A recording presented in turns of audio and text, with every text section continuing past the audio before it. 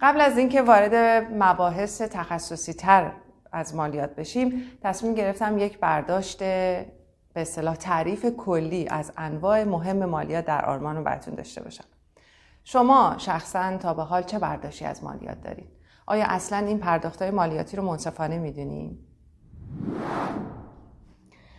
مالیات در آلمان شامل انواع مختلفی هست که شهروندان به اشکال مختلف موظف به پرداخت هستند. پرداختایی که میتونن بدون دریافت مستقیم خدمات از دولت‌ها باشن. انواع مالیات‌ها شامل مالیات بر درآمد، Einkommensteuer، مالیات بر مستغلات و املاک، Immobilienertragssteuer، مالیات بر سود بانکی، Kapitalertragssteuer که شامل مالیات بر خرید و فروش سهام و اوراق قرضه هم میشه. مالیات بر سود شرکت‌های سهامی، Körperschaftssteuer، مالیات بر حقوق، Lohnsteuer و مالیات بر ارزش افزوده، Umsatzsteuer یا همون Mehrwertsteuer. بعضی از انواع مالیات ها رو ممکنه که ما در زندگی هیچ وقت هیچ سر و کاری باهاشون نداشته باشیم، مثل مالیات بر املاک و مستغلات.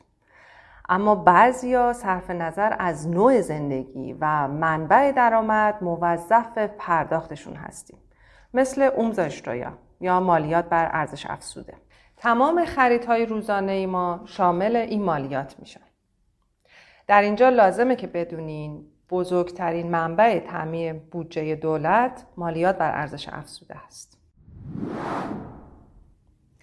خب حالا که راجع به تعریف کلی انواع مهم مالیات در آلمان صحبت کردیم و یک آشنایی مختصری پیدا کردین، تصمیم دارم در ویدیوهای بعدی مباحث تخصصی تر، در واقع انواع مالیات رو خیلی تخصصی تر براتون باز بکنم و توضیح بدم.